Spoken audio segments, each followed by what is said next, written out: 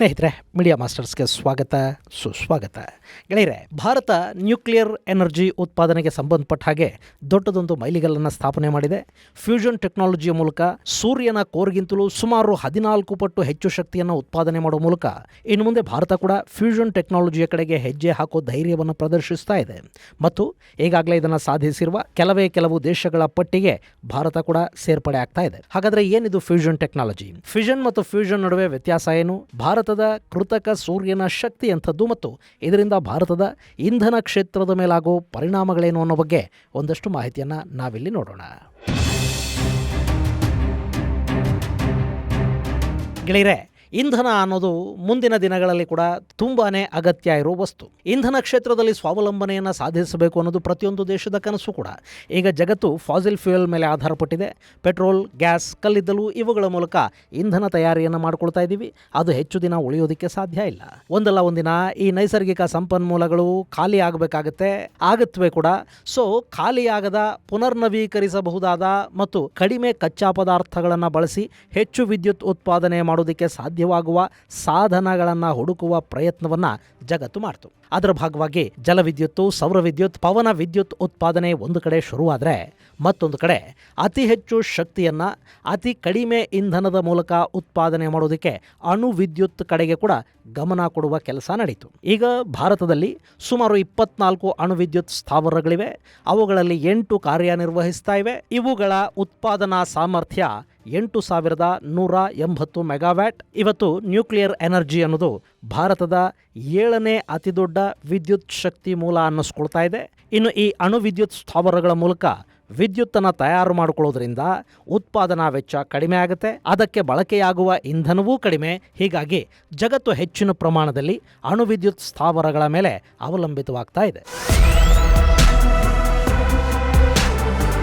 ಇವತ್ತು ಜಗತ್ತು ಫ್ಯೂಷನ್ ಟೆಕ್ನಾಲಜಿಯನ್ನು ಬಳಸಿ ಶಕ್ತಿಯನ್ನು ತಯಾರು ಮಾಡ್ತಾ ಇದೆ. ಇದಕ್ಕೆ ಯುರೇನಿಯಂ, ಪ್ಲುಟೋನಿಯಂಗಳನ್ನು ಬಳಕೆ ಮಾಡ್ತಾರೆ.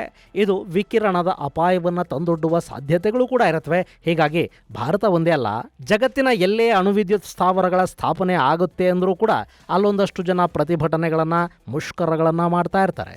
ಸೊ ಈ ಸಮಸ್ಯೆಯಿಂದ ಕೂಡ ಹೊರಬರಬೇಕು ಮತ್ತು ಇನ್ನೂ ಕಡಿಮೆ ಇಂಧನವನ್ನು ಬಳಸಿ ಅತಿ ಹೆಚ್ಚು ಶಕ್ತಿಯನ್ನು ಉತ್ಪಾದನೆ ಮಾಡಬೇಕು ಅನ್ನೋ ಕಾರಣಕ್ಕೆ ಸಾಕಷ್ಟು ಪ್ರಯೋಗಗಳು ನಡೀತಾ ಹೋಗ್ತಾ ಇವೆ.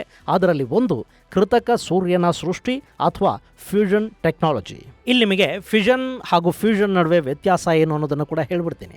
ಫ್ಯೂಷನ್ ಅನ್ನೋದು ಒಂದು ಆಟಮನ್ನು 2 ಹಾಗೂ ಅದಕ್ಕಿಂತ ಹೆಚ್ಚಾಗಿ ವಿಭಜಿಸಿ ಅದರ ಮೂಲಕ ಶಕ್ತಿಯನ್ನು ಉತ್ಪಾದನೆ ಮಾಡೋ ವಿಧಾನ. ಅಂದರೆ ಇದು ದ್ವೈತ, ಒಂದನ್ನು 2 ಅದಕ್ಕಿಂತ ಹೆಚ್ಚಾಗಿ ವಿಭಜಿಸ್ತಾ ಹೋಗೋದು. ಸದ್ಯಕ್ಕೆ ನಮ್ಮ ನ್ಯೂಕ್ಲಿಯರ್ ಪವರ್ ಪ್ಲಾಂಟ್ಗಳಲ್ಲಿ ಬಳಕೆ ಆಗ್ತಾ ಇರೋದು ಇದೇ ಫ್ಯೂಷನ್ ಟೆಕ್ನಾಲಜಿ. ಆದರೆ ಈ ಫ್ಯೂಷನ್ ಅನ್ನೋದಿದೆ ನೋಡಿ, ಇದು ಅದ್ವೈತ. ಅಂದರೆ 2 ಅಥವಾ ಅದಕ್ಕಿಂತ ಹೆಚ್ಚಿನ ಚಿಕ್ಕ ಚಿಕ್ಕ ಆಟಮ್ಗಳನ್ನು ಒಂದುಗೂಡಿಸಿ, ಅಂದರೆ ಬಹುತ್ವವನ್ನು ಏಕತ್ವದ ಕಡೆಗೆ ತಗೊಂಡು ಹೋಗಿ ಅವುಗಳನ್ನು ಸಮ್ಮಿಳನಗೊಳಿಸಿ ಫ್ಯೂಸ್ ಮಾಡೋ ಮೂಲಕ ಶಕ್ತಿಯನ್ನು ಉತ್ಪಾದನೆ ಮಾಡೋ ವಿಧಾನ.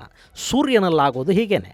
ಸಾಕಷ್ಟು ಕಣಗಳು ಒಂದಾಗಿ ಅಲ್ಲಿ ಶಕ್ತಿ ಬಿಡುಗಡೆ ಆಗುತ್ತೆ. ಅದು ನ್ಯಾಚುರಲ್ ಪ್ರೋಸೆಸ್.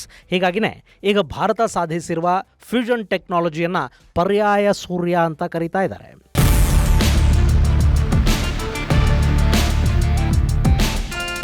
ಗೆಳೆಯರೆ, ಭಾರತ SST-1 ಅಂದರೆ ಸ್ಟಡಿ ಸ್ಟೇಟ್ ಸೂಪರ್ ಕಂಡಕ್ಟಿಂಗ್ ಟೋಕೊಮ್ಯಾಕ್ ಮೂಲಕ 200 ಮಿಲಿಯನ್ ಡಿಗ್ರಿ ಸೆಲ್ಸಿಯಸ್ನಷ್ಟು ಶಕ್ತಿಯನ್ನು ಉತ್ಪಾದನೆ ಮಾಡೋದರಲ್ಲಿ ಯಶಸ್ಸನ್ನು ಕಂಡಿದೆ. ಇದನ್ನು ಸೂರ್ಯನ ಕೋರ್ಗಿಂತ 20 ಪಟ್ಟು ಹೆಚ್ಚಿನ ಶಕ್ತಿ ಅಂತ ಹೇಳ್ತಾ ಇದ್ದಾರೆ. ಆದರೆ 200 ಮಿಲಿಯನ್ ಡಿಗ್ರಿ ಸೆಲ್ಸಿಯಸ್ನಷ್ಟು 20 ಪಟ್ಟು ಆಗೋದಿಲ್ಲ. ಸೂರ್ಯನ ಕೋರಲ್ಲಿ 15 ಮಿಲಿಯನ್ ಡಿಗ್ರಿ ಸೆಲ್ಸಿಯಸ್ನಷ್ಟು ತಾಪಮಾನ ಇರುತ್ತೆ. ಹೀಗಾಗಿ ಇದು ಸುಮಾರು 13ರಿಂದ 14 ಪಟ್ಟು ಅಂತ ಹೇಳಿದರೆ ಸರಿ ಹೋಗಬಹುದೋ ಏನೋ. ಇನ್ನು ಈ ಟೋಕೊಮ್ಯಾಕ್ ಅಂದರೆ ನೀವಿಲ್ಲಿ ನೋಡ್ತಾ ಇದ್ದೀರಲ್ಲ, ಈ ಸಾಧನ ಇದು ಒಂಥರ ಡೊನೆಟ್ ಅಥವಾ ರಿಂಗ್ ಆಕಾರದಲ್ಲಿರುತ್ತೆ. ಇದರ ಮೂಲಕ ಪ್ಲಾಸ್ಮಾನ ಮ್ಯಾಗ್ನೆಟಿಕ್ ಫೀಲ್ಡ್ಗಳ ಸಹಾಯದಿಂದ ಅತಿ ಹೆಚ್ಚು ಪ್ರಮಾಣದಲ್ಲಿ ಹೀಟ್ ಮಾಡ್ತಾ ಹೋದಾಗ ಹೈಡ್ರೋಜನ್ ಪರಮಾಣುಗಳು ಸಮ್ಮಿಳನಗೊಂಡು ಅಲ್ಲಿ ಶಕ್ತಿಯ ಉತ್ಪಾದನೆ ಆಗುತ್ತೆ. ಹೀಗೆ ಪ್ಲಾಸ್ಮಾದಲ್ಲಿ ಹೈಡ್ರೋಜನ್ ಪರಮಾಣುಗಳು ಸಮ್ಮಿಳನಗೊಂಡು ಹೀಲಿಯಂ ಮತ್ತು ನ್ಯೂಟ್ರಾನ್ಗಳನ್ನು ಬಿಡುಗಡೆ ಮಾಡುತ್ತೆ. ಈ ಪ್ರಕ್ರಿಯೆಯಲ್ಲಿ ಉತ್ಪನ್ನವಾದ ಶಕ್ತಿಯನ್ನು ವಿದ್ಯುತ್ ಆಗಿ ಪರಿವರ್ತಿಸೋದಕ್ಕೆ ಕೂಡ ಸಾಧ್ಯ ಆಗುತ್ತೆ. ಆದರೆ ಇಲ್ಲಿ ಉತ್ಪನ್ನವಾಗುವ ಶಕ್ತಿಯನ್ನು ಹಿಡಿದಿಟ್ಟುಕೊಳ್ಳೋದು ಒಂದು ದೊಡ್ಡ ಚಾಲೆಂಜ್. ಇಲ್ಲಿ ಇಂಥದ್ದೊಂದು ಸಾಧನೆಯನ್ನು ಇದುವರೆಗೆ ಮಾಡಿದ್ದು ಬರೀ 5 ದೇಶಗಳು ಮಾತ್ರ.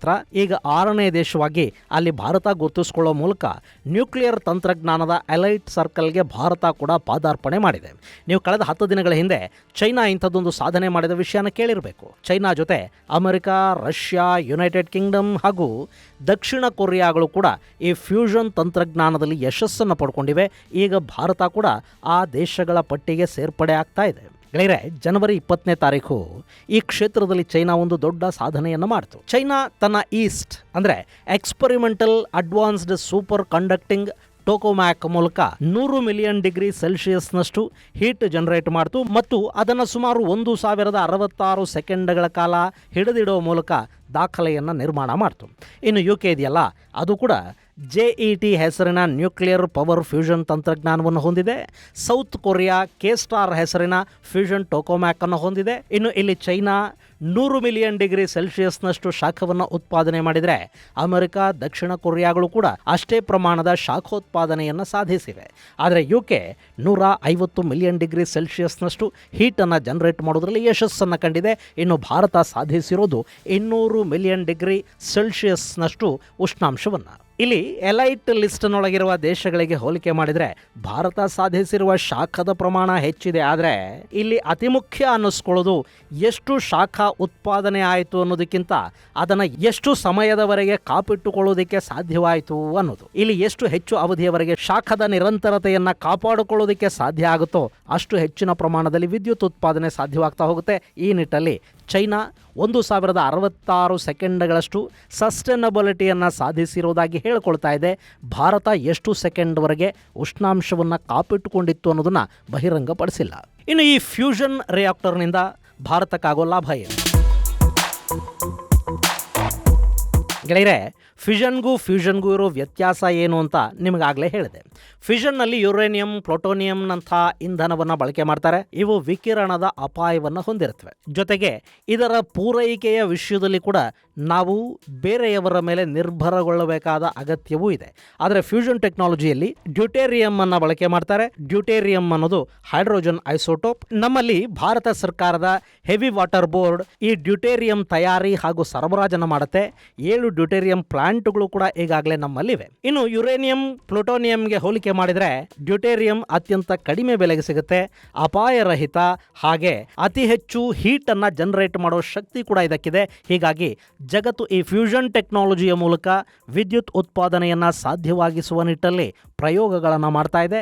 ಅದಕ್ಕಾಗಿ ಸೂಪರ್ ಕಂಡಕ್ಟಿಂಗ್ ಟೋಕೊಮ್ಯಾಕ್ ತಂತ್ರಜ್ಞಾನ ಅಭಿವೃದ್ಧಿ ಆಗಬೇಕು. ಈಗ ಭಾರತ ಕೂಡ ಅದನ್ನು ಸಾಧಿಸುವ ನಿಟ್ಟಲ್ಲಿ ದೊಡ್ಡ ಹೆಜ್ಜೆಯನ್ನಿಟ್ಟಿದೆ. ಭಾರತಕ್ಕೆ ಇನ್ನಷ್ಟು ಯಶಸ್ಸು ಸಿಗಲಿ, ಇಂಧನ ಸ್ವಾವಲಂಬನೆಯನ್ನು ಭಾರತ ಆದಷ್ಟು ಬೇಗ ಸಾಧಿಸಲಿ ಅಂತ ಆಶಿಸೋಣ. ಇದು ಗೆಳೆಯರೆ, ಭಾರತ ಸೃಷ್ಟಿ ಮಾಡಿರುವ ಕೃತಕ ಸೂರ್ಯನ ಕುರಿತಾದ ಒಂದಷ್ಟು ಮಾಹಿತಿ. ಮುಂದಿನ ಸಂಚಿಕೆಯಲ್ಲಿ ಮತ್ತಷ್ಟು ವಿಷಯಗಳ ಜೊತೆ ಮತ್ತೆ ಭೇಟಿಯಾಗೋಣ. ಅಲ್ಲಿವರೆಗೆ ಜೈ ಹಿಂದ್, ಜೈ ಕರ್ನಾಟಕ.